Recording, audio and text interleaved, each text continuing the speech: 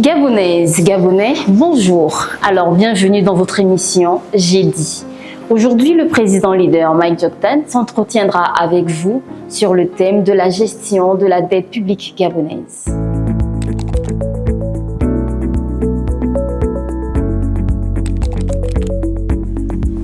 J'ai été interpellé récemment par de très nombreux Gabonais et Gabonaises, y compris ceux de la diaspora, sur la question de la dette. En effet, le niveau de la dette publique dans notre pays est devenu un sujet d'inquiétude et laisse croire à un bon nombre de nos compatriotes que si la situation économique de notre pays est actuellement peu reluisante, il n'y a plus aucun espoir pour l'avenir. C'est la raison pour laquelle j'ai entrepris de m'adresser à vous sur cette question importante, la question de la dette. Le Gabon nouveau, je le dis encore, c'est possible. Alors, pour les Gabonais qui ne maîtrisent pas tous les termes économiques, je voudrais préciser que la dette publique, c'est l'ensemble des engagements financiers contractés par un État. Alors, cette dette publique, elle se décompose en deux. Il y a la dette extérieure, ça correspond à tous les emprunts contractés auprès des créditeurs étrangers, c'est-à-dire les banques commerciales, les autres gouvernements, ou encore les institutions financières internationales, telles que le Fonds monétaire international ou encore la Banque mondiale. Ensuite, il y a, donc dans la dette publique, la dette intérieure. Alors celle-ci désigne l'ensemble des créances de l'État vis-à-vis des structures économiques avec lesquelles elle a eu un contrat ou dont elle a bénéficié des services. Alors, quelques chiffres importants. En 2021, pour la première fois depuis plus de 30 ans, le taux d'endettement du Gabon a dépassé les 70% du produit intérieur brut. C'est important que vous sachiez que la limite maximale autorisée au sein de la CEMAC, c'est 70%. Bon, en 2021, le taux d'endettement du Gabon se situait entre 72 et 76% du produit intérieur brut, soit près de 7 000 milliards de francs CFA. Au premier trimestre de 2022, l'encours de la dette se situait à 6 864 milliards de francs CFA, soit donc près de 75% du produit intérieur brut. Au quatrième trimestre 2022, la dette, ou disons l'encours de la dette, a été réduit pour se situer finalement autour de 55% du produit intérieur brut. Ceci s'explique par un renforcement de la capacité financière du Gabon, en lien notamment avec la hausse du prix du pétrole sur le marché. Vous savez que le pétrole était à 60 dollars le baril et qu'il est monté aux alentours de 100 dollars. Alors aujourd'hui, nous sommes en 2023, l'encours de la dette est autour de 55% du produit intérieur brut. Ça reste élevé, mais nous sommes aujourd'hui revenus dans une certaine mesure à des proportions qui sont acceptables. Alors le problème principal de la dette, ce n'est pas tellement son niveau, même élevé, mais c'est surtout l'utilisation qui a été faite de ces argents qui ont été empruntés.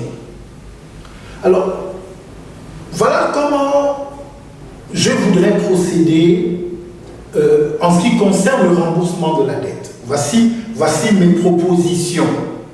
Premièrement, il faut faire un audit régulier des engagements de l'État qui présente une situation claire du niveau d'endettement du pays.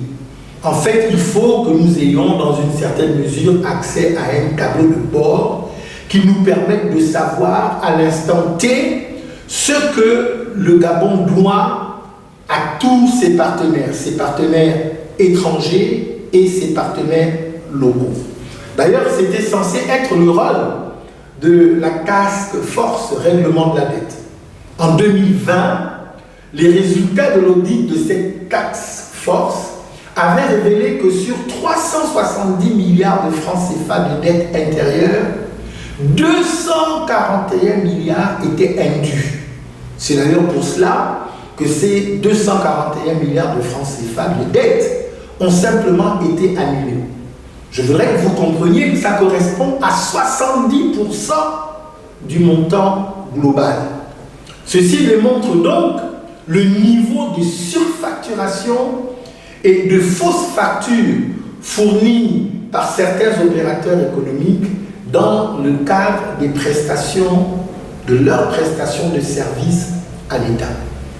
En fait, nous parlons là encore de la force ou de la longueur de la chaîne de corruption dans notre pays.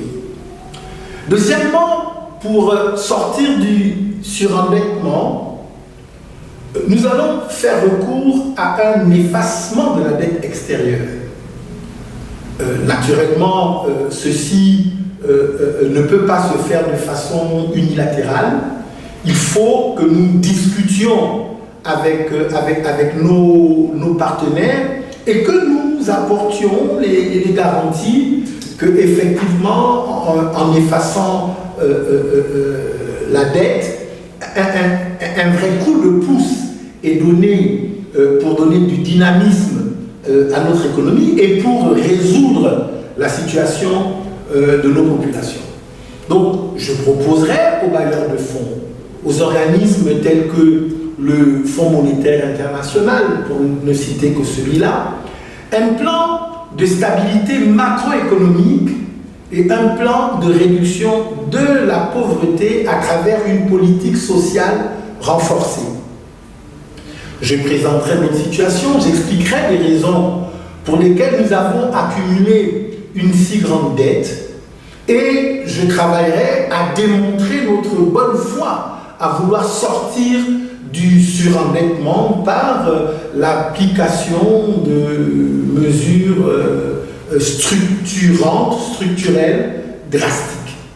Je veux donner juste un petit exemple. Nous allons nous imposer, en tout cas sous mon administration, un seuil maximum de la dette à 60% du produit intérieur brut.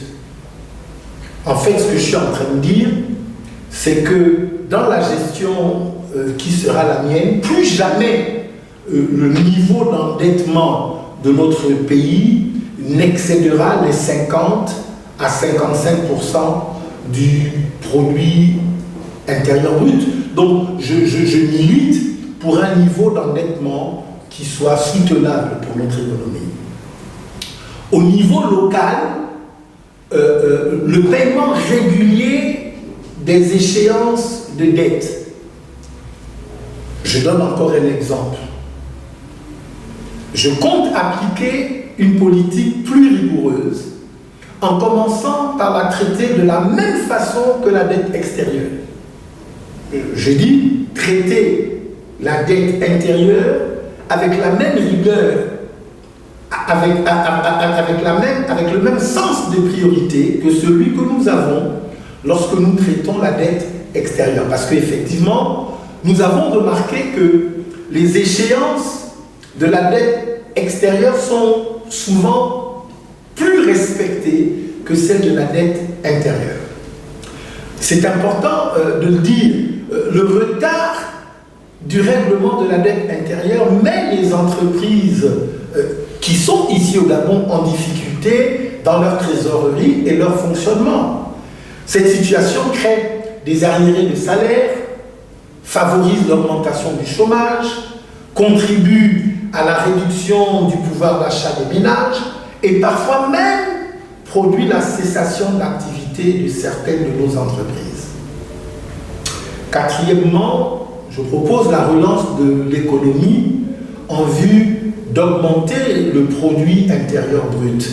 Un volume d'investissement public important, ou disons plus important, est indispensable pour relancer l'économie et aussi promouvoir les investissements directs étrangers qui vont favoriser la création d'emplois et ainsi réduire l'extrême pauvreté. Vous savez que la réduction de l'extrême pauvreté est une de mes très grandes priorités.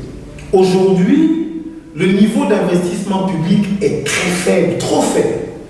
Dans le projet de loi de finances de 2022, la part du budget consacrée à l'investissement n'était que 11%, soit 356 milliards de francs CFA, alors que le service de la dette est à 40%, soit 1169 milliards.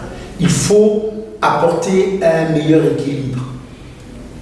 Enfin, il faut emprunter, mais emprunter à des taux faibles, avec des délais de remboursement qui sont plus longs. Pour cela, je compte faire recours à des prêts à des taux concessionnels qui souvent sont des taux d'intérêt avec un maximum de 1%, des taux d'intérêt au maximum de 1%, et avec des délais de remboursement qui sont au-delà des 20 ans et qui peuvent aller jusqu'à 30 ans. En somme, on ne doit pas emprunter pour rembourser notre dette, comme cela a été le cas pour l'eurobond en 2021. Le Gabon a fait recours à l'emprunt sur le marché financier. Sauf que les taux d'intérêt sur les marchés financiers sont très élevés et cela favorise l'accroissement du poids de la dette. La dette doit servir à financer d'importants projets de développement, comme les infrastructures. Dans les infrastructures, il y a notamment la route, il y a les aéroports, etc. L'éducation, la santé et bien d'autres, lesquels sont susceptibles de réellement favoriser la croissance et les retombées de cette croissance. C'est cela qui va permettre ensuite de rembourser la dette. Les organismes auprès desquels la dette sera contractée pourront conditionner l'emprunt par des critères en termes d'objectifs qui permettront d'avoir des effets de levier économique à moyen et long terme. Je suis Mike Joktan, candidat à l'élection présidentielle de 2023 au Gabon. Maintenant, servons le Gabon, j'ai dit.